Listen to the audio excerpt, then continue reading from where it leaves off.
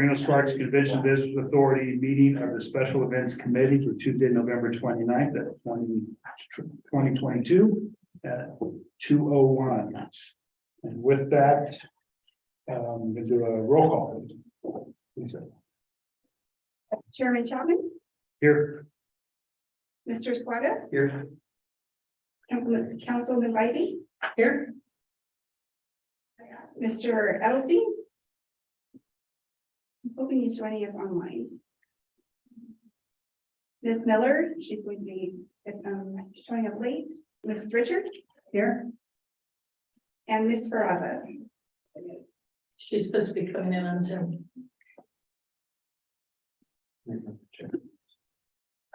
Check. Yeah. I do believe we have a quorum.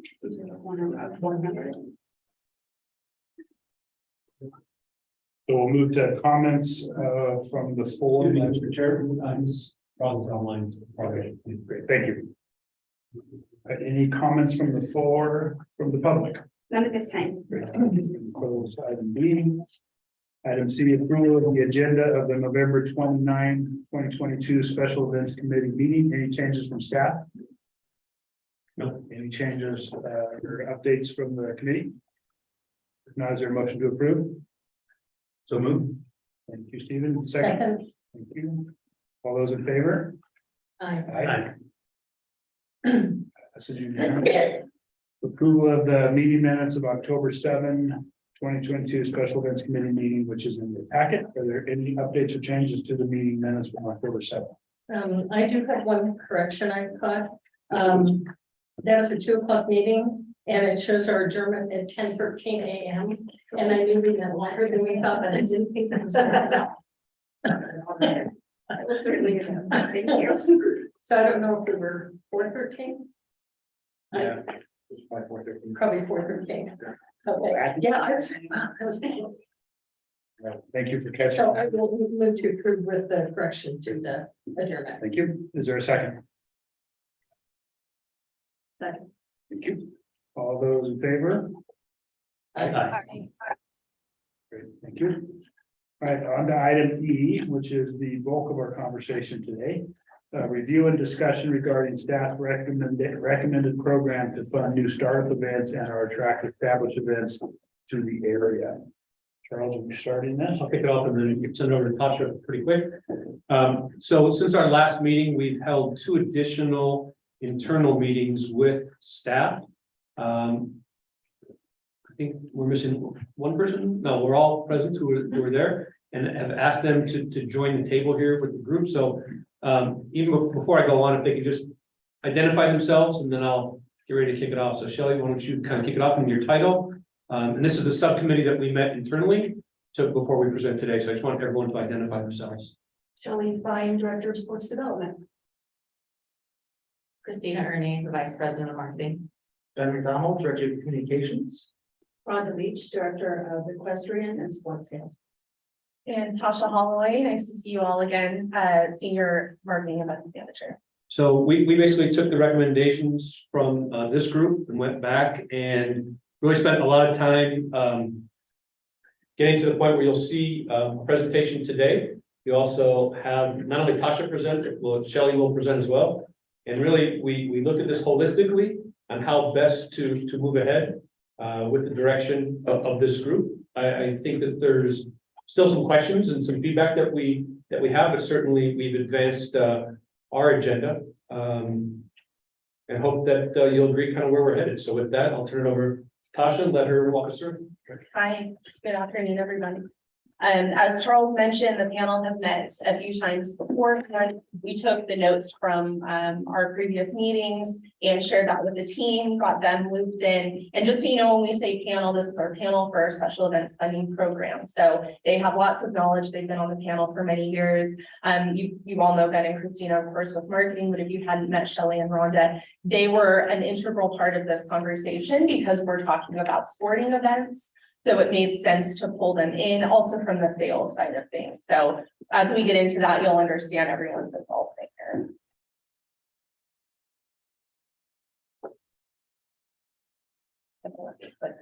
There we go. So I wanted to start with, I thought it would be really helpful to do an overview of our subcommittee consensus. How did we get here? Why are we talking about these things today? Just a little refresher for everyone. What we decided as a group, what was discussed just by the subcommittee, was that we indeed wanted to separate this from the current special events funding partnership program. This will be a separate thing. We're talking about new events in the sense of events that are already established, seeking them out, bringing them here, sporting events as well. So what this fund is, it's an opportunity fund. If an event presents the opportunity based on the criteria we're discussing today, that's what this fund, this additional $500,000 is set aside for. We discussed it applies to not just an annual event, it could be a one-time event. If there's something large that's just here for one time, but we feel it's really important to the economy, to our room nights, we can consider that. We determined that we still need accountability though, with either room nights or economic impact. So if it is a one-time event, it needs to really pack a punch, right? So these were some things we talked about. And then our top priorities, and this was based on conversations and ideas of events that were thrown out there. We were really looking at two categories, our high-profile tournaments, our sporting events, and high-profile special events. So then the goal here was to define resources needed and next steps. And so that's what we'll be talking about today. Keeping in mind the high profile sporting events, this is where I'm going to ask Shelley Fines to come up and do a little discussion and a deeper dive into, deeper dive into what we currently do, our current goals, our booking system, all of that. So I'm going to turn it over to her to talk a little bit more about it. Yeah, I'll be I'll be here. You'll be right. So my goal today is really just to briefly summarize what the sports sales team does, so that you can understand what it is what we do all day, every day, from a sporting event perspective. And hopefully that brings you some context into what this discussion is. So just really briefly highlighting, and I'm really honestly, most of you know what we do anyway, but we go after anything that is a competition, quote unquote. You name it, if it's a competition, we seek it out.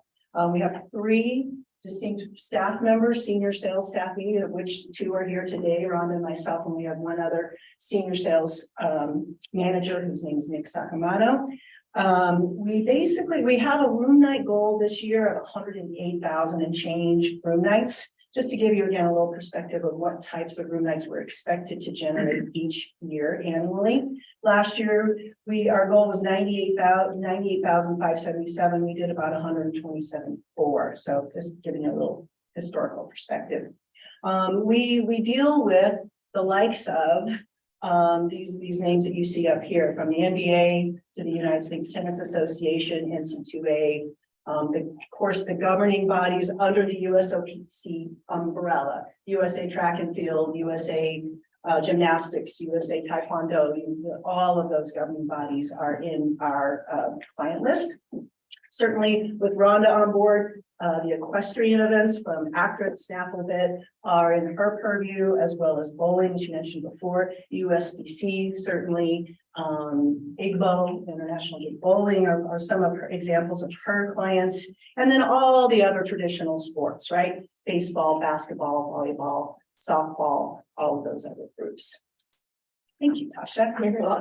Some of the events that we brought in over the last 10, 12 years, just wanted to give you just a quick synopsis from Davis Cup. And I put these on here that are sort of our larger events, are kind of higher profile, a little bit different than some of the legacy type events, i.e. Davis Cup, right? That's a one-off to Tasha's explanation earlier. That was an opportunity that we've been after for a number of years. It finally came to fruition. That for us was as much about the event and the room nights as it was about the event itself, the prestige, the media attention, the international attention that comes with Davis Cup. Also, a number of years back, we did the NBA D League, which is now the G League, but back then it was called the D League Showcase. It had developed a really, really close and continued to have a close relationship with the NBA. Big Sky Conference Basketball Championship, non-conference basketball event that we did for 3 years in a row. And then NC2A, the regional championships. The reason and I'll go to another slide here after this, but the reason we wanted to bring up NC2A is because I know there's been some discussion with this committee about that particular grouping of events. As many of you may or may not know, we were, as the state of Nevada, not allowed to bid on any NC2A events up until this last bid go round because of our sports betting. So they finally woke up and smelled the roses, and sports betting is everywhere, and finally allowed the state in. And so that's why that's up there. USA Volleyball, that's a big one for us. They do huge events, 30, 40,000 room nights. So that's why we talk about those larger events. Some of our legacy sports events that we bring year in and year out, year in and year out. NorCal Volleyball, again, many of you are familiar with them. Athletics, which is a very large baseball national event that we do 4 different weekends. Again, Snapple, Victory, ACTRA, Pole Vault Summit, Triple Crown. Those are just an example of our annual events and events that we work year in and year out. So Charles thought it might be beneficial to explain really briefly about the NC2A process, because again, I know it was brought up as maybe this fund is used for NC2A. It really doesn't belong, as Patricia can attest, in that category, because it is purely a bid process. There is no, not to be blunt, but there are no checks to be written to the NC2A. That isn't how it works. You have to go through the bid process with that organization, to garner these events. So essentially, you see what we did this last go around. We will certainly participate again in the next round. It opens in January of 24, and those bids will be for 26 through 29. It's a very long bid process. Hundreds and hundreds and hundreds of events that basically go into the bid portal system for NC2A. And it's everything, right? It's from lacrosse to volleyball, to you name it. They have, in the most recent years, for a number of reasons, which I won't go into detail, they've taken the big guys out, right? The Final Fours and things like that, because those are such a different animal. So we will attend an event, we will attend a meeting in Indianapolis in September, where they basically open they don't open the bid process, but they start talking about the bid process and all the events that are up there. It's actually a wonderful, wonderful moment where you get to sit down with all of the championship bid committee members and talk about what it is you want to do. They talk about what they want you to do. They're very forthright in that way. And you get all your questions mostly answered in that time frame. We come home and then we sit down with the University of Nevada Athletic Department, because we must partner with a university to bid on any NC2A event. We cannot do it on our own. You have to have a sponsoring university. And of course, it typically makes sense that it's the university in your city. So we sit down. Last year, it was with Rhonda Bennett, who's a senior administrator, and we walked through all of the bids. I want to say we bid on like 12, 13, 14 events, but those are multi-year events. We chose a particular set of sports that were a good fit for us for our first foray into NC2A events, and ones again that they recommended that we look at. And we'll do mostly the same this next bid go round. So we use a gentleman by the name of Russ Yerk, who was once with the NC2A. He's a wealth of information, an incredible man, and a really good consultant to us. And so we sit down and we strategize what we're going to do, and then we start filling out the bid process. It's pretty lengthy. It takes a lot of technical knowledge, if you will. We bring in the coaches. That makes sense, i.e. so this year it was cross country and golf. We bring in those coaches and talk to them at length about how we're doing it, what we're going to do, what we're going to offer, those sort of things. What are the venues that that type of thing. Decide the years that work best for us, obviously with so many years up for bid, you have to be strategic about that. And then again, we fill out the bids, we turn them in and we keep our fingers crossed.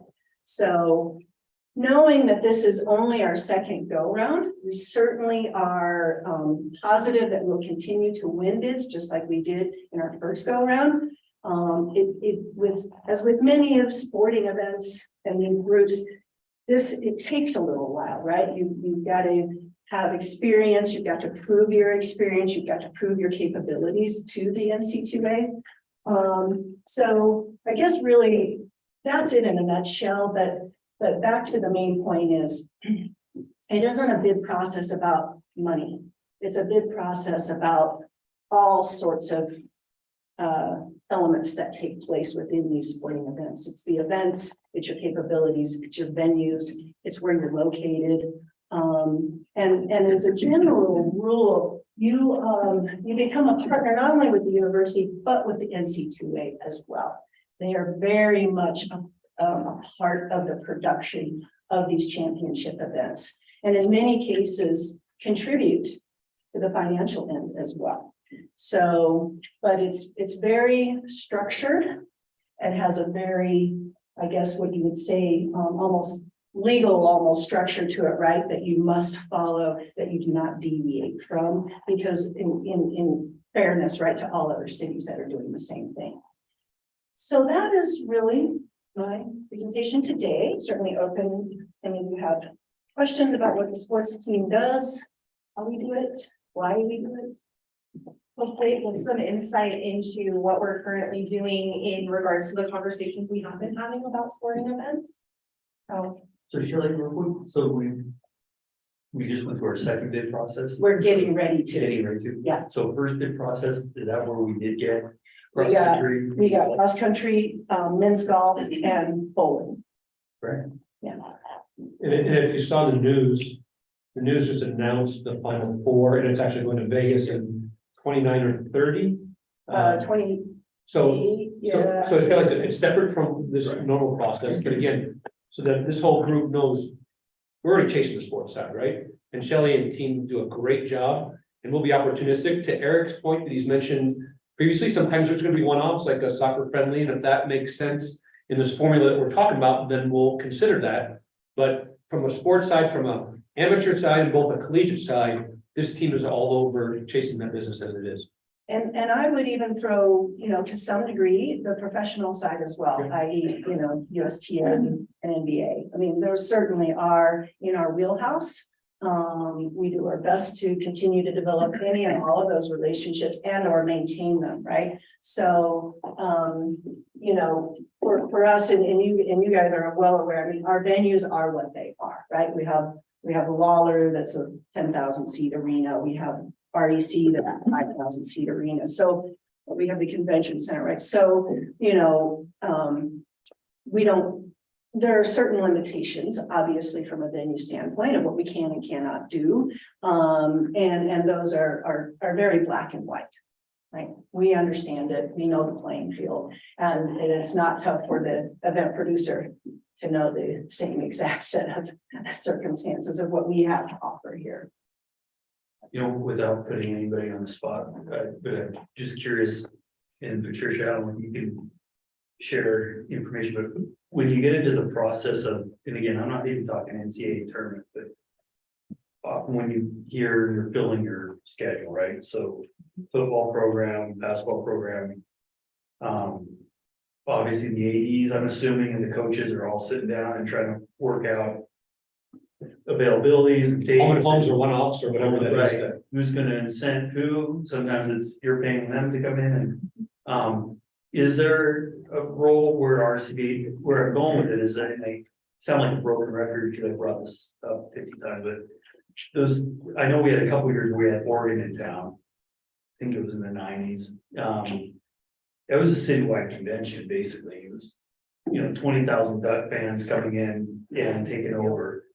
And again, not everything is going to be like that, but Usually the DMO does not get involved. It usually comes out of the budgets of the university or the agreements it would be interesting, and again, I'm not trying to, it's always easy spending other people's money, but when you look at it as a citywide concept, I don't know if a lot of universities have that engine, obviously UNLV does and that kind of thing, but I mean, it would be great if there was that dialogue of, okay, and again, you're looking at 2028, but Yeah, you know, could we be there in that capacity to say, what do you have on the line? What are the options? yeah. What I'll tell you, what other destinations have done, Stephen, and an example is, visit Newport Beach in Orange County, right? So the Rose Bowl happens in LA. The DMO in Orange County works to get the teams to stay at the hotels, and then they create a supplemental experience around it. So they're not involved in the game production or the securing of the teams specifically, but the DMO has extended that experience for the particular teams that are going to either encourage fans, alumni, whoever to be a part of that experience, thus creating more economic impact in that destination. That's really where the DMO has come into play in other places. Well, and Stephen, you and I both know, we've, you know, in our history together, that we've been partners with the university over many years. Back, if you look back in the WAC basketball conference days and the Mountain West Coast Conference Championship for basketball. So those things, honestly, in my historical perspective, sort of ebb and flow, right? A lot of it depends on the athletic director and the budget, the teams and coaches and all of that. So there's a lot of stars, I feel like, that sometimes align, but I will tell you, I think I'm speaking out of turn, or you chime in if you'd like to, but you know, where that relationship is growing stronger again. Very much so. With Mike Larragetta, our VP, he's encouraged the university and the athletic team. We've been at Waller recently to talk more about that venue. I'm using it as a venue in our sales toolkit, if you will. So I do think you will see that relationship continue to build stronger over the next few years, to your point. And sometimes it's time and place and AD and coach and all of those things. And we have, to echo Shelley's comments, we have made some structural reporting changes at the university, which allow Waller to be used by the greater community, I think, in a more proactive way than what we've had the past few years. Yeah, we've always maintained communication, always. And typically in my world, what happens is, so let's use Triple Crown Sports as the example. They come here, they bring a very large girls fast pitch softball tournament here, and we went to the university to see if they could play their championship game on the university's field. So those are sort of the little things that always take place. But to your point, would we love to be a part of the conversation of some bigger stuff? Absolutely. And now it's just a matter of opportunity. I believe Ms. Raza has a question with her hand is raised. Just want to say thank you for the Davis Cup. I think that was a new event, and I think staff did a great job bringing it here and on the sporting side. I guess a couple questions. Not sure if this is for you or for Charles. Do we have the necessary infrastructure? I know you've spoken about tracks, potentially purchasing things for our facilities that would host more sporting events. Is that something, I guess, to chime in on? Because if we're going to go after more sporting events, do we need to, the fields, the tracks, all of those things for our facilities? Yeah, so let me chime in first, and Shelley, you can follow up. So to answer your question, a couple of things we've already participated in on several fronts. First of all, we have funded economic impact studies for both hockey and for track. And for flat fields. And for flat fields as well. So part of the funds that we put is, hey, what's the possibility of this? What's the economic impact or the upside that we would see benefits from? And we've pursued meetings in and around that. In terms of the facilities, as as Shelley has said, I think that we are limited by both the size and the, let's call it the aging of the facilities, because if we just talk about the REC, for example, the idea of suites where there's all sorts of things that go into a mix when you're going to build out a stadium beyond ticketing, locker rooms, interview suites, all that goes into anything that we look to do. And as we look to pursue more of those things, we might be coming back to the board to say we're going to need more resources to elevate those facilities so that we can attract that. But right now, we're playing within the box that we have to attract what we can and have that impact. So I'll turn that over to you. Yeah, I guess, Charles, can I just follow up on that quickly? But like, for example, like a track or something like that, or artificial flat fields, is that something the board should look at that could be accommodated in our existing facilities that would help bring more sports venues to the region? Yeah, absolutely. And so one of the things that we are doing, we're working with the university right now on the possibility of an indoor track and what that would mean for competitions. So we're going down that road right now. If and when there is an opportunity, you need to know for sure that we will bring that for the board for consideration, along, with partners like the university to present and make a business case to consider something like that. Great. I'm glad you're looking into that. Can we get those studies emailed to us? That's great that we've done those. We did 2 feasibility studies just recently, to your point, Jessica, Sparaza, we obviously the indoor track. We're diving deep into the potential of what that looks like, what it looks like in our convention center, what kind of room nights it might generate, what kind of economic impact, at Charles' point. But there's also a lot of logistical matters to take into consideration for that. Basically 2 halls going out of commission for about 4 or 5 months. And then the price tag associated with an indoor track. And then again, how does that relate back to the feasibility study? So you will absolutely see some information on that. The other one that's really important to us, to me, I'll just put it in my own personal terms, is that flat field feasibility study. I've been after more flat fields in this destination for almost the entire time I've been here, second go around, 12 years. We need more flat fields from a soccer perspective, certainly lacrosse and rugby, some of those other types of sports.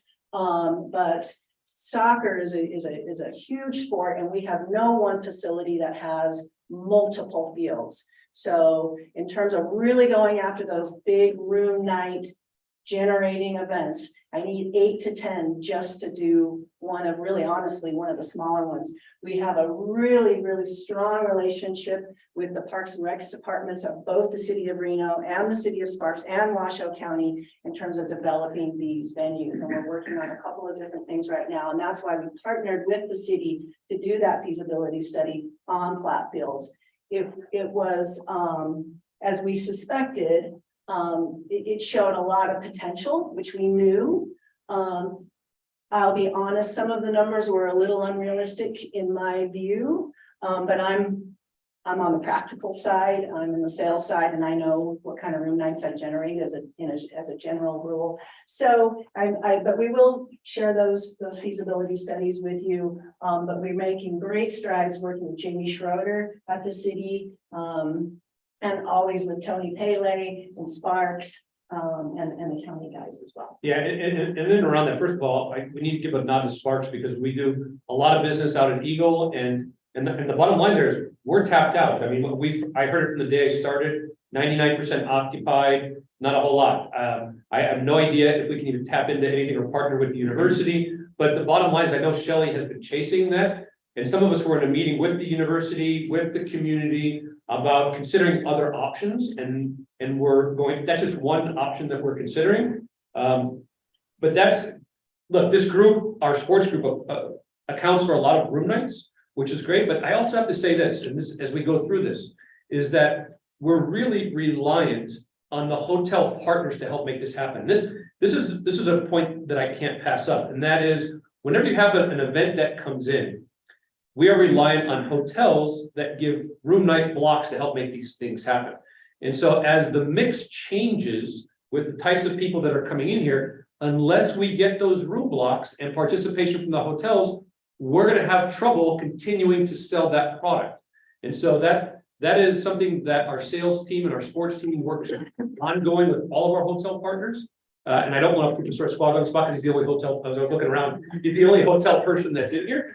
But that's really important for Shelley and team to succeed, is they need access to those room blocks in order for us to be able to book those events. And so I think it's a combination of not only things like flat fields and the relationship with the university, but it's also the hotel partnerships, cooperation in helping to drive that forward. And then Shelley, we have a pool. The pool is coming, and that's Yes. going to be like a world-class pool. So is that, and I'm just looking at the website, there's a lot of bids that are coming up for different, like, swimming meets and all that. And I know Councilman Bybee, that those fields and sparks are, I mean, extraordinary, and bringing people in. Is there coordination going on with the pool and the other facilities that are coming online?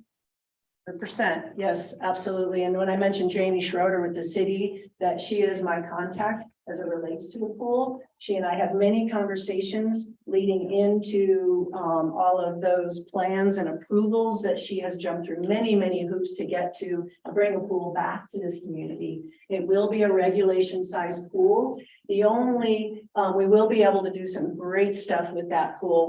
We're just now in sort of that waiting process, right? Where getting it built. And then we can start to dive in. We've already had conversations, you can well imagine, with Krista Palmer, because of her relationship in that world. Certainly, we have what I would call a quiet relationship with USA Swimming. Certainly that will ratchet up as we get closer to the pool being done. So we certainly will absolutely jump all over that. The only thing the pool won't have, it won't be diving compatible. We were hoping for some diving capabilities that just didn't make it into the budget, as far as I understand. And the seating capacity will be interesting too. So some of those big, again, like an NC2A championship, the seating capacity won't quite be there, but to your point, we'll have a ton of opportunity on other things. And back to your, again, the flat fields. One of the discussion items with this new flat field project in the Pembroke/Mill Street area is indeed another all turf facility, which is huge in our world, especially with our seasonality. When you've got all turf, we can play on those fields longer. From a year-long perspective. So, and then they're actually talking about two complexes, one natural grass and one turf. So if those two things come to fruition, and to your point, and add the pool in there, we've got a whole new set of venues to get out there and sell. Thank I have you. a question. When you're talking about flat fields, do you work on, if you were bringing in like a huge tournament, soccer tournament, maybe youth soccer, could be high school age, could be any ages, not World Cup. But would you look at Washington, do you work with Washington County School District to look at flat field availability at the, university would be in addition, but are you looking at, I'm thinking a new high school has amazing facilities over there. Right. Is that We've possibility? had some recent conversations as it relates to the old hug and the new hug. Certainly, I'll be honest, our challenge with county school district is it's one field or two. And that doesn't do it. And so even at 1 and 2, they're spread out, right? So you talk to those big producers, they don't want to be spread out. And they want 8 to 10 fields minimum at any one spot. So while the school district is certainly, there's always a relationship with those folks. It only goes so far. If that answers your question. Yeah, that makes sense. Any other questions for Shelley before we move back? I just had, yes, exactly. So just one question, one comment. So when you talk about NCAA bids, is that different than conference bids Yes. like a WAC? It sure is. It sure is. And then with the UNR Tahoe campus coming online, I know it's a very small campus and there's no facilities there, but just to keep in mind as we're thinking about these things, how does that campus and the Incline Crystal Bay side come into play? I've got some comments on that as well when Tasha comes up, at least according to the deck, but there's a new relationship. We're actually been working with them for the first time up there on an event we're doing this Saturday, if it doesn't. What get kind of? booked. It's just a community Oh. candy cane village. Oh, okay. kind of thing. Yeah, But kind of it's the first time that they've kind of got into that as well, Yeah. so they're learning with the staff Yeah. up there about how to do some of these things as well, but I think we gotta keep in mind that there is that connection on these Absolutely. campus side anyway. absolutely. And yes, absolutely. And you know, Bart and I are good friends and we're always in communication and as well, I utilize your baseball and softball fields up there too, when I can get them, right? You know, Indra and I have been in communication over the years, right? Your fields are actually challenging to get in the summer, right? Because they're full. But you are always, of course, on our minds because it's Tahoe and the opportunity to do some what I would call like Triple Crown's a great example. They do a small section of their tournament up in Incline. So yes. Great. Okay, With the Tasha. so this was just one area.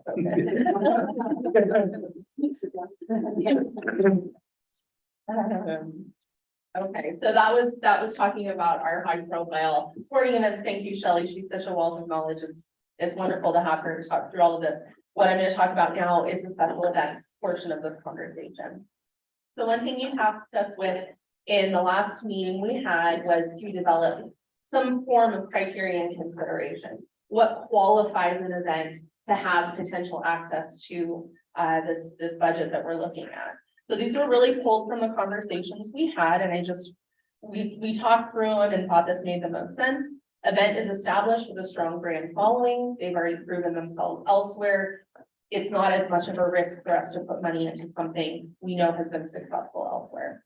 They have the ability to generate 5,000 plus room nights. The reason we chose that number is because that actually qualifies a legacy event. So if you remember from my very original presentation, as we talked about the different categories, the difference between an established and a legacy event is it's 10 plus years with 5,000 plus room nights. And then we talked about placing higher value on these 4 points. Economic impact value. So we're not specifying what that looks like, but we're obviously taking that into consideration as we're looking at what type of event this is. Does it take place in the shoulder season dates? And I know we had some back and forth on that because as Eric pointed out, you know, there's a reason sometimes we don't have things in the winter, but we do have indoor facilities. We do want to take that into consideration. Events that extend visitor attendance as add-ons to existing events, as we talked about, many of our legacy events started that way to extend Labor Day or to extend the fair or something like that. So we want to keep that in mind. And then, of course, media value. Again, we're talking marketing dollars at this point. So do they have measurable out-of-market reach? Is that something we can take into consideration? Even though we talked about it could be a one-time event, if this is a multi-year event, an annual event, we'll make sure there are goals established to determine the length of funding time as we discussed. Maybe this is something where after year 1, they can start applying for our partnership funding program. Maybe this is a 5-year thing we want to look at to really help them get off the ground. And then this last bullet point was really just me saying, since these events will likely not be applying in the way they do for our other funding program, we still will be asking for proprietary information. So we want to make sure that we're getting all the information we need. So this is really just a little sort of caveat that they might not need to apply, but we still will be expecting things from them to measure their success, a post-event report, their budget, their profit and loss in advance, things like that. So this is the staff's recommended next steps based on everything we talked about today. The first one, of course, would be approval from the subcommittee on the recommended criteria and considerations for the opportunity fund. So that's what I just presented. We would obviously need approval from everyone that we're good to go on that as we're referencing special events to make sure that we're on the right track for that. Second would be, and again, this is separate from the opportunity fund, but just in kind of adding to what Shelley just spoke about, We'll continue to participate in the NCAA bidding process moving forward, continue networking with sports governing bodies annually. These are things we already do, but obviously it's high priority and we want you to know that these are still actively happening. And the fourth bullet point is seek new high profile events through our sales team efforts. So this would be the conversation of how do we find these special events, right? We talked about the sport world. How do we find these annual or even one-off special events? Our sales team is obviously diligently doing this as well. Meetings, conventions, large groups, that type of thing. So this will be a focus for them as well. Talking about, I have cultural conventions, a Comic-Con, if you will, festivals, competitions, maybe that aren't just sports, pageantry, as has come up recently, but all those types of things will be taken into consideration because that's the resources we have currently. And then the last bullet point, of course, just as we're looking forward to regroup this special event subcommittee meeting as opportunities arise. So as we go through these, we continue to do them. We'll make sure to get this group together. If something does present an opportunity we feel is relevant to bring to the group for approval and discussion. So that would be for the future moving forward.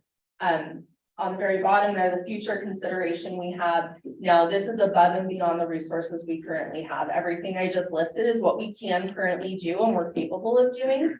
This would be above and beyond. So it would be to conduct an RFP process through a nationwide search to hire an event industry consulting firm, someone experienced in the world of special events that could actually go out there, seek them, do that research. We just don't have those resources here right now. So that's pretty much, those are what we would consider our next steps, but I want to open it up to everyone for discussion or questions. Questions around the table to start. I had one I was wondering about with the high profile sporting. I'm sorry, I got here late, so I didn't hear the beginning of the. Oh, Shelley will have to come back up here. I think. But I was wondering what percentage of your total budget is dedicated to these high profile sporting events? Is there a percentage that you can tell me what? I think we'd have to get back to you on what percentage of the budget goes towards the sports team versus the rest of the M&C team. I could certainly break that out for you. Yeah, because these are not annual events that take place, there's not a dedicated budget specifically for that. So Yeah. I'll use the example Davis Cup this last year that came through, right? When they came through, we had a fine budget to allocate towards that. And the commitment to us was not great in terms of the economic effort that we had to make it run. It was more of an opportunistic venture. And that's very different from an NBA exhibition game that would take place here. So we don't put a bucket specifically for those professional events. It's really as Shelley and team are able to generate those leads, then we figure out, okay, can we reallocate dollars that we have? Can we spend on budget? Do we have to go to the board? Does that become part of an allocation process? So we're not in a situation where this is happening all the time, where we set out a block of X for those specific events. Right. I think it might be helpful to look at the room night goals. Yeah, and that was where my mind went too, Ben, I almost thought that's where you were going was what is the percentage of room night generation that comes out of the sports department versus the whole sales department? We do about 50%.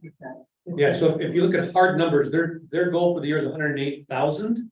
And the total where we're at in the recovery process right now, as an organization, we're at 220 going back up. So that gives you a percentage of where that emphasis is. And they've done a phenomenal job to keep that train moving for us. But back to what Charles was saying about Davis Cup, that opportunity actually from a financial standpoint was prime because the number that we needed to come up with was actually fairly reasonable in the scheme of things. We had to do some lighting. We had a partnership on the ticket end, so we were able to split the ticket revenue.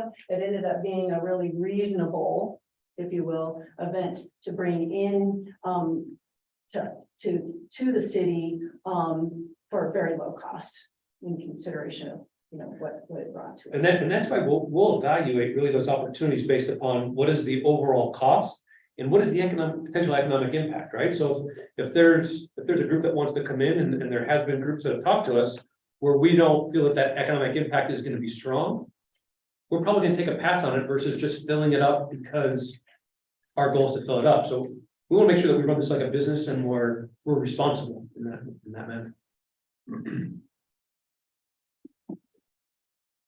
Yeah, that's around the table. Jessica, anything from? Yeah, just, I don't know, I know we hired someone to help with bowling. Charles, do we have, that facility, to book on the off times when, the tournaments aren't here? Is there opportunity there? Yeah, there's absolutely opportunity. He's been on the ground for less than 60 days.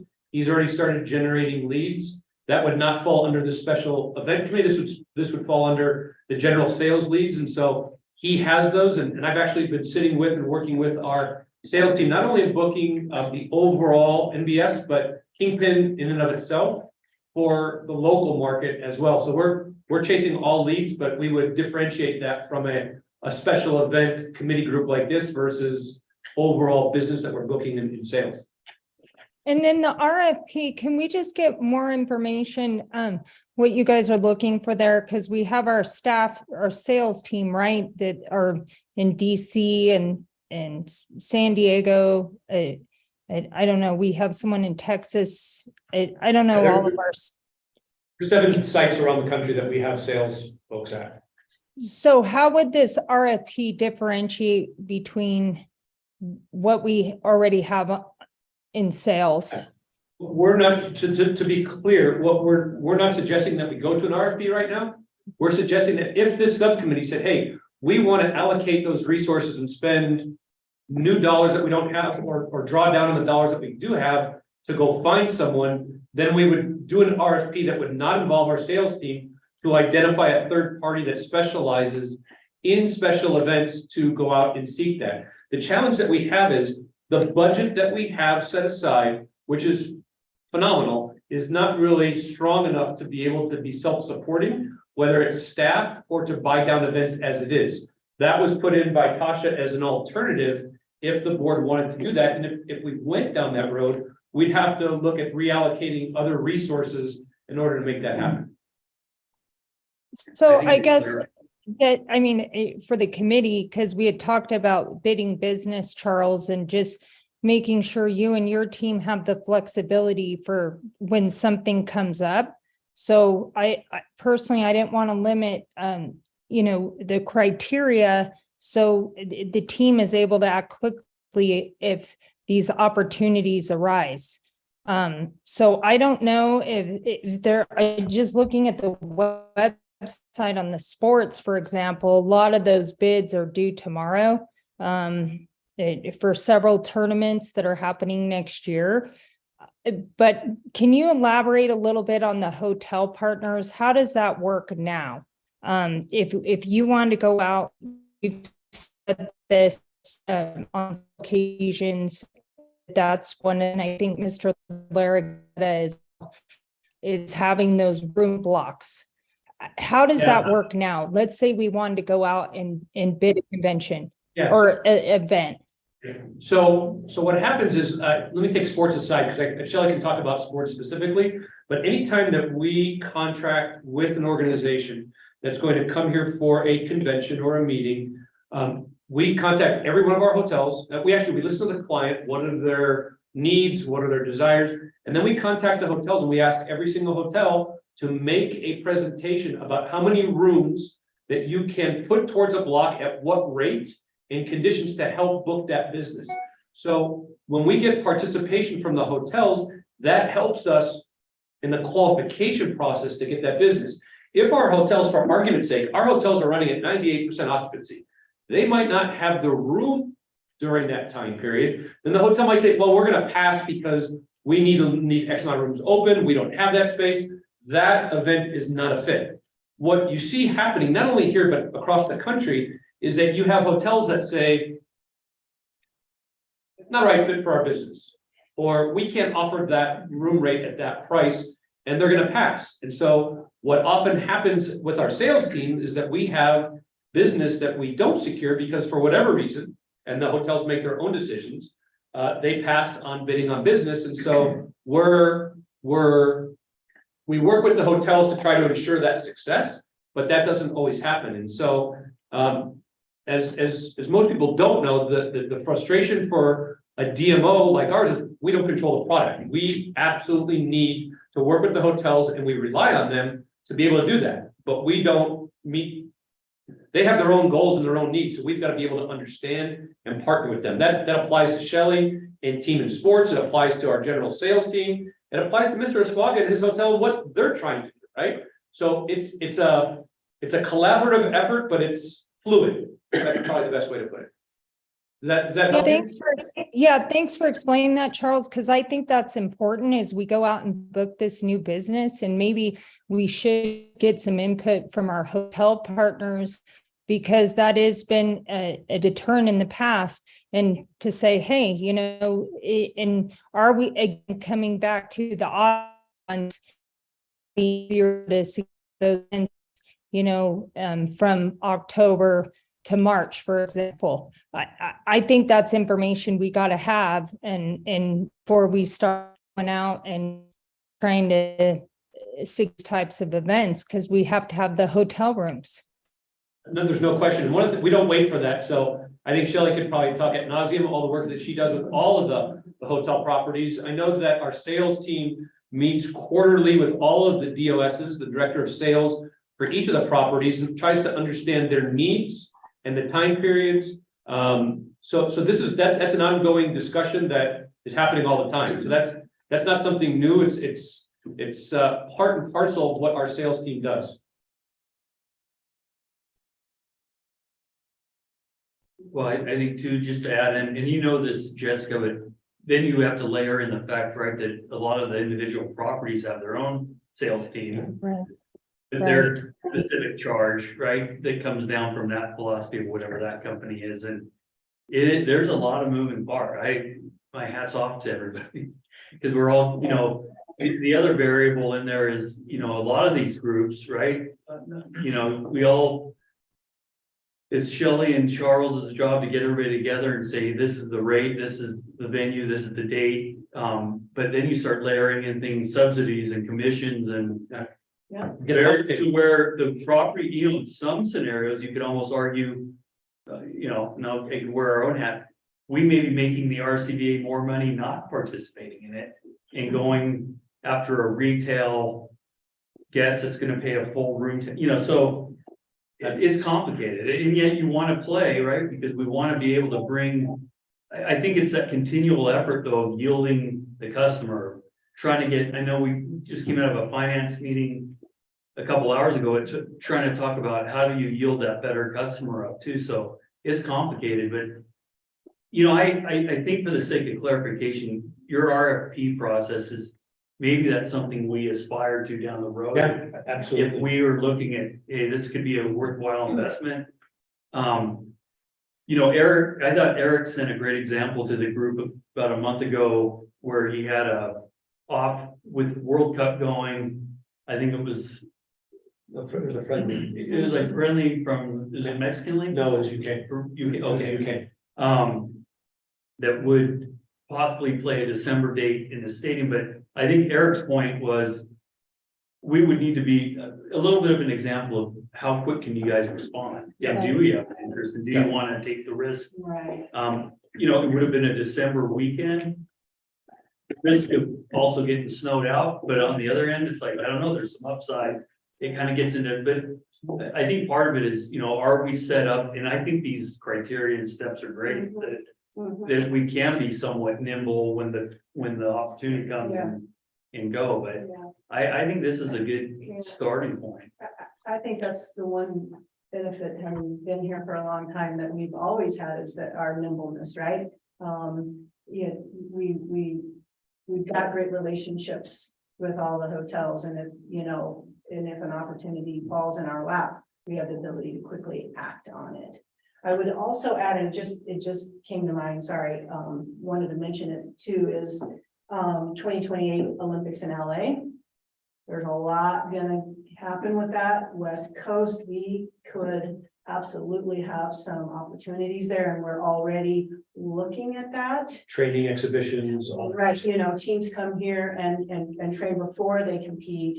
Maybe there's some lead up into that 2028. So those discussions, we're at a show in Richmond actually next week, where a lot of the again, the USOPC governing bodies are there talking a lot about LA 2028. And we're certainly going to be a part of that conversation. And part of that too, not to go dive into the weeds, but our altitude could play a role. People want to compete at it, or they want to train at altitude and then they go down. So that's another area just to throw out there that we are absolutely positively on. it's a great differentiator. So I think the criteria that we've established, Tasha, I support. I think it's a good basis for us to start on. We talked about all the sports and NC2A. On number 4, looking for the high profile events, expanding into, and this would be Geralda's bucket, not mine, but the cultural and cultural events, arts and beyond, experiential type events that, and I think you guys mentioned something, I can't even remember, something that was going to come to Vegas and didn't. You were looking at that type of, is that something that just the sales team would be keeping their eyes on? Because, and Andy and I talked about, we have in the budget this year set aside 500,000 for this opportunity fund, and I like opportunity fund. That's really what we're looking at, for the opportunity that as we see things or are looking, we know that money is there, but to realistically in this fiscal year, it's not going to happen. I mean, there's no way we're December. We got $500,000 sitting here, but we're not going to be able to book an event, book the rooms and have it happen before July 1st. But if, you know, maybe we do find something that we expend some of that money, in preparation of something coming, but we also have the ability, and I cleared this with Courtney and Charles, that $500,000 that's sitting here, if we don't spend it, it doesn't roll over, but we reallocate next year's budget. So maybe next year it's $1 million because we spent none and we did all the groundwork of starting the engine up, but it didn't happen because this is a pretty quick timeline for us to realistically think, wow, we got $500,000. Let's go and spend it tomorrow. The logistics of getting that done are not realistic. So, but I think, I mean, at least for me, I want us to do it right. I want us to find like the right events, the right things coming here, and not do it quickly just because we have $500,000 sitting here, that it has to be spent today, and we're not as effective as we could be. And I'm really interested in events and in markets as we looked at our customer too, at things, and I talked to Rhonda about gay rodeo. I mean, we're looking at demographics of groups that we haven't touched like we should. And that I mean, just seems like one natural opportunity maybe to look at. So and I guess, would it be the sales team doing that work?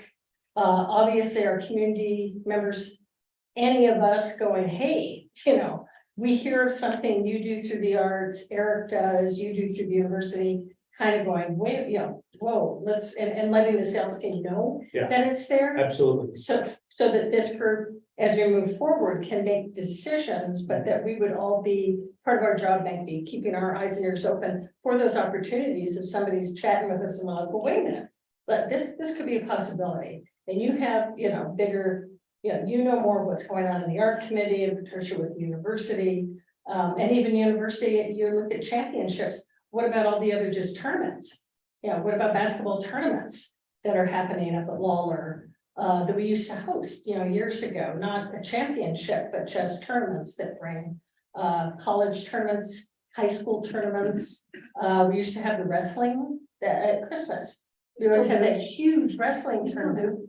Does it still come to the Livestock Event Center over Christmas? Yes, we actually have two. There's the TLC, the Tournament of Champions. That's at Reno Event Center, and then the Sierra Nevada Classic that was at Livestock is moving to the Reno Vet Center for the first time this year. Okay, so those are some, Those are still there. Correct, those are still. those there. are big. It's Yeah. huge. Yeah, those are all those kids coming in and the room nights and the economic impact. So yeah, that would be my only. And just one point I wanted to throw out, the commitment versus consumption, I think is a good conversation to have, because you have to commit for things and you might have to dip into that, but the consumption might can happen for 2 years. Right. So you have to kind of balance those things because you don't know. So it's not necessarily we gotta spend those dollars now and see the consumption of those rooms happen before the end of June 30. But I think, that's something to think about. One question I had, and on our earlier meeting, we talked about regional consideration. A special event in Reno or Sparks is different than a special event up at the lake. And so I'm a little concerned, at least from the lake's perspective, at this 5,000 generated room night level. Because we would never do 5,000 rooms in the Hyatt, because that's our only property right now, right?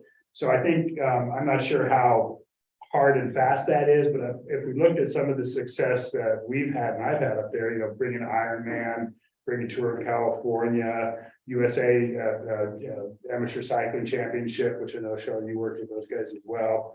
So it's a different type of special event that uses kind of different facilities. I think we have to keep that in mind.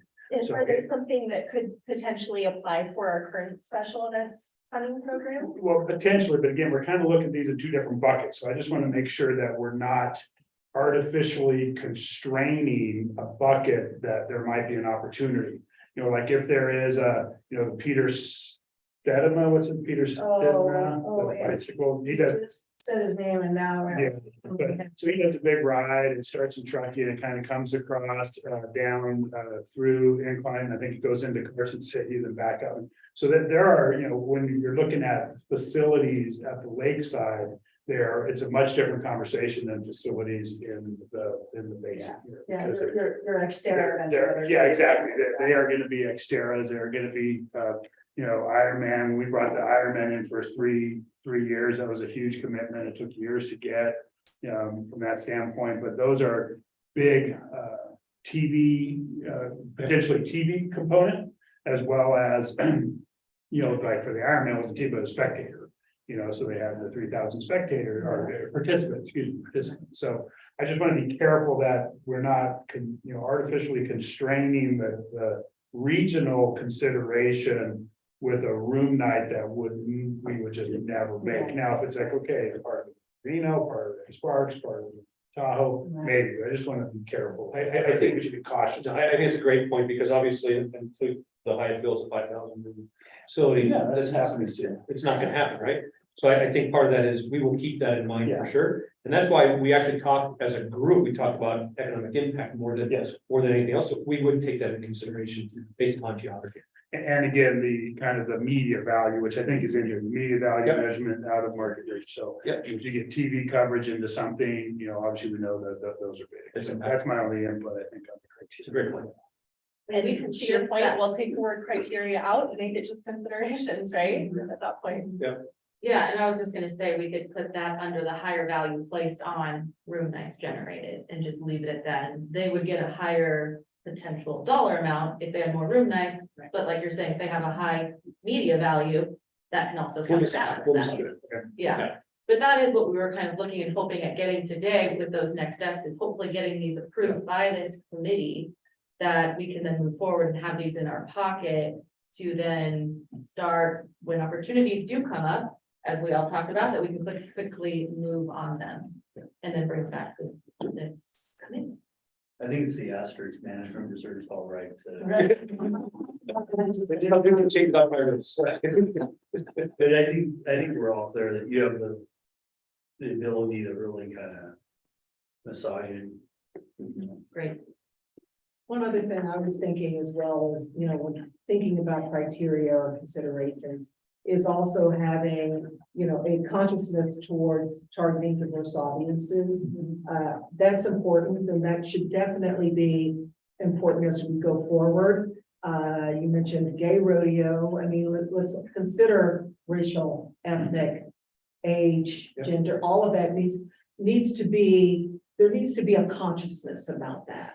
And if it's not listed and it's not up there, it won't be.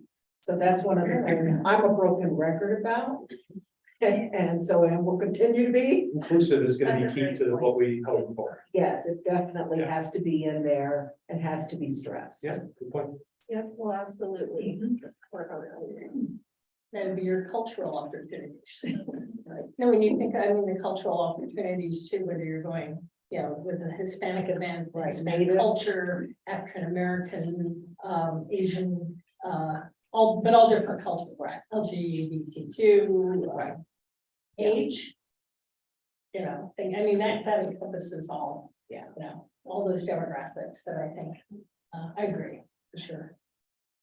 So I think we are stylized potentially to provide a motion on this criteria and the discussion that we just had to bring forward to the board at the December meeting. That's getting nice. Getting longer. Full. 3 hours. So is there anybody that would be interested in providing a motion based on this recommended consideration, removing the criteria per se, and with any additional conversations that we just had? Go and see them. I'll make a motion to support item E in its entirety. How it's worded in the agenda. That passes. So are you asking us for a motion on the whole agenda item or just accepting the recommended criteria and considerations? So if I can weigh in, I think what Yes. we're looking for here, so remember this committee's advisory. So whatever this committee decides needs to go to the full board. I think what we're asking is that these, the recommended criteria and considerations for the criteria for spending the money. That these, there's a couple changes discussed. As revised, these criteria would go back to the board for review, and then the board could approve those, and then that would give you direction for what you consider when these opportunities arise. So There's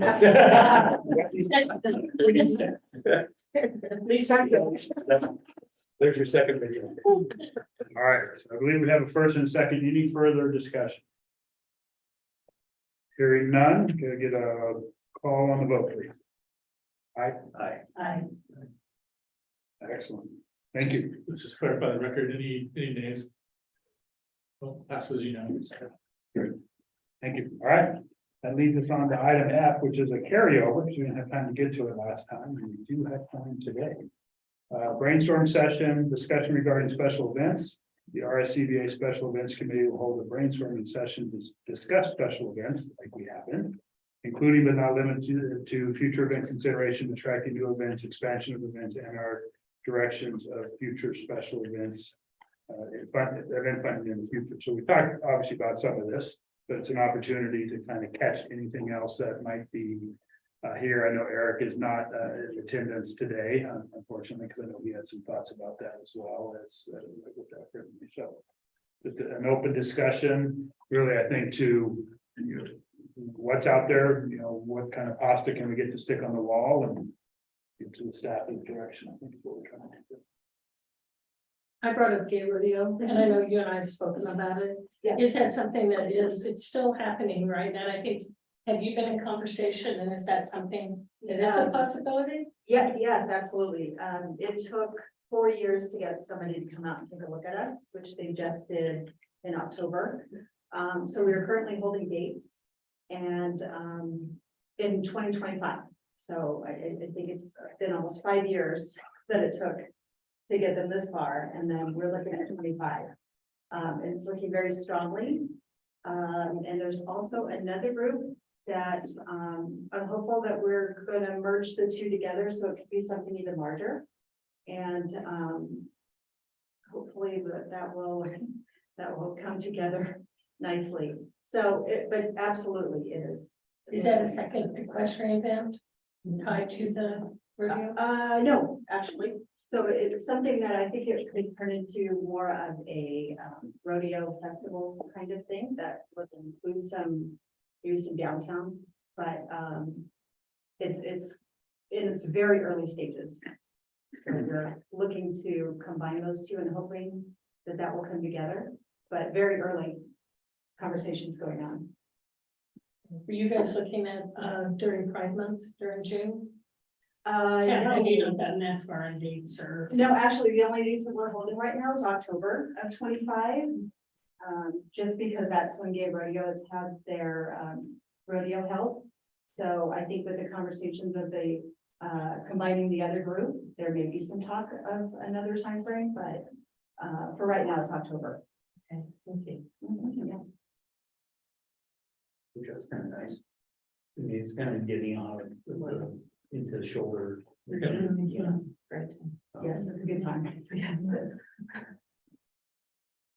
So when I was gonna toss out, we worked with Epic, and I don't know, it's the Ironman bought the Epic race, the Epic Africa, and they do Epic otherwise. So it's a 2-person race, bikes, mountain bikes, but they have to cross certain timing zones on, and these are long races.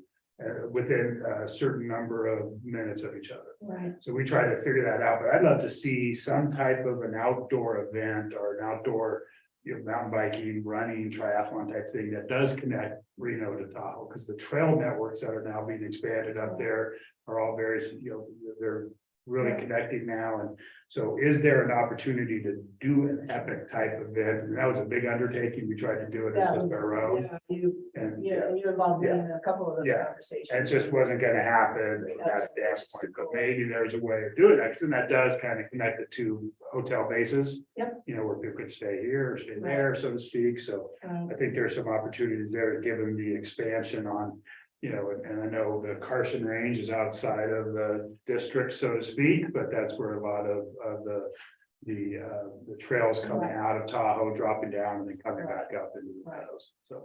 The one, I can tell you, the one conversation we've had quite a bit of progress with is the gravel area. Gravel's growing in leaps and bounds. It's a little easier to produce a gravel race than some of the mountain bike races. So we're in light discussions, back to how Rhonda put it, with it's gonna sound strange. It's called the Belgian Waffle Gravel Race Circuit. It's a gentleman out of San Diego. His event in San Diego probably gets somewhere between 3,000 and 4,000 riders. So we are in talks with him. It's logistically, it's a puzzle piece, Andy. But we involved all of the trail people that and that I know from the BLM side and Forest Service and Kevin Joel and trail builders and you name it, they've all been a part of that conversation.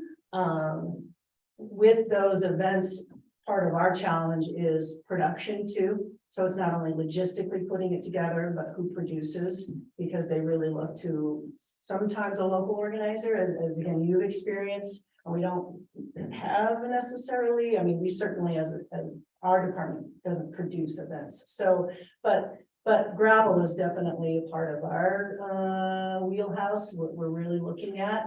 Your Epic stuff is always there, and I love to keep talking about that. Colin Robertson of the state has been very integral in those conversations as well. So, yes. Great. I think, I know too, you brought up, I think pre-COVID, anyhow, it was Life is Beautiful group made an outreach, and again, might be totally past, dead, put to bed. Or is there any life in that possibility of it coming around? Or? No, we haven't actually heard from them since it was very early 2020, and it was just so unfortunate. And I think they just had to reset everything. So unfortunately, we haven't had any further discussions with them on that. And I haven't heard anything about that event popping up anywhere else either. Yeah, I know they did in Vegas, right? I mean, they kept that alive. Right. Yeah. This new one was called Emerge. Got it. Well, I have begun a conversation with the Arts and Culture Commission. There is a gentleman, the Winter Light Festival, thinking that might be something for February, March 2024. There's a gentleman at the creative director at the Portland Winter Light Festival is interested in being a consultant for us and coming down here and working with us and having that tie-in. And theirs has been very successful up there in Portland. So I think that that could be something as well. Our next step would be to get him down here to build a potential budget for that and see exactly where we could go with that. But I'm very excited about trying to get a Winter Light Festival here again in that off season. And I think that that would be great partnership. And I've also did mention it to our city council, the old city council. That's something too. I think that I know Mayor Sheeby was very excited about this. So I think that's something we could definitely look at going forward. I did also have conversation with the executive director of the Cordillera Film Festival recently and talked to her about the potential there for growing that. And I think that that's something that there's great potential there for that to become. I think right now they're close to like a 3,000 room. They want to grow that even more so. They have quite a few film directors and film actors and such who come from around the country and actually around the world. And I think that that one would be is prime for being on our radar even more and growing, and has the economic impact that I think we're looking at. So those are the two that I think, especially in the arts area, that would be really, really good for us. The film festival is actually on my distribution list for when the application goes out early next year for our funding program. We've worked with them in other ways in the past, but I want to make sure they know, please reach out, apply, because I think they do qualify, and I'm surprised we haven't gotten to that point. I've already reached out Good. and pushed them to do that. So Yes, yeah, perfect. just let me know when it can work and I'll Perfect. push Thank you. you. Yeah, that would be a good one. So I just had and you probably, that's the Lantern Festivals. Mhm. The one just happened in Vegas because I had some family members that attended that. Given the land that we have outside of Reno, because we need that flat lake bed kind of thing. That looked amazing. I don't know. And we do currently We hold do one, I have think a it's Virgin Virgin Marina. Sparks Marina, we do the Lantern Festival goes off at the marina. I haven't been to it though, so it looks beautiful. Yeah. They're trying to take an effort. Come down. This was like a couple thousand people were out on a lake bed outside of Vegas. Okay, yeah, I think it's got the potential to Because I grow. think like Fernley, doesn't Fernley also? Fernley, Yeah. land-based, ours and Sparks is over the marina, so obviously You the, can't do that on top. yeah. Yeah, the number of people there compared, I don't know if they get Fernley had a really big one, and I don't know if they still do it. It's the racetrack, I think, Oh, right? Yeah, they did. And I'm not sure, let me find out how big, and I think it is mostly local, so it's not drawing in outside people coming for the festival. So kind of, some of our events too, that even Legacy or, Rib Cook-Off is a lot of locals, but there's a lot of people who come in for Rib Cook-Off, and it's our biggest event in Sparks. Hot August Nights is all from majority out of town. Pumpkin Palooza, a lot of local, but it's drawn, it keeps growing. So it has a potential to bring in outside. But, some of the things too that we do, that we should do, because it should be for the community too. So, those are, but yeah, the Lantern, let me find out how big. I mean, it's pretty spectacular over the water there, but it would not be probably as big as if you went out further. Well, I would expect brainstorming not to end just today, so whenever there's any other thoughts on that, we can certainly all do that. Any other final? Did we look at any winter? I know we've got Reno Ice now, and we've got obviously all of our ski resorts. I mean, any huge ski competitions or events that, I mean, on the sports side, how are we involved, or are we, and how is that, obviously, if it's a big international or national or on the circuit, for skiing anyway. you've got- Palisades is doing the World Cup. They're doing the men's World Cup, Palisades. Oh, So, oh, spoiler. Okay. Palisades. Yeah, so they have the World Cup, the men's World Cup. They did a women's World Cup 4 years. Actually, the pandemic is probably longer than that, but. Yeah, so and that's gonna be, because that's gonna be huge, and obviously I'm sure it's on the radar already down here. Just from the standpoint of room capacity, because it's gonna be needed, and we're talking, they're already trying to figure out transportation mechanisms out of the Reno area for that. I think it's March, In March. I third believe, weekend in so. March, I believe, something like that.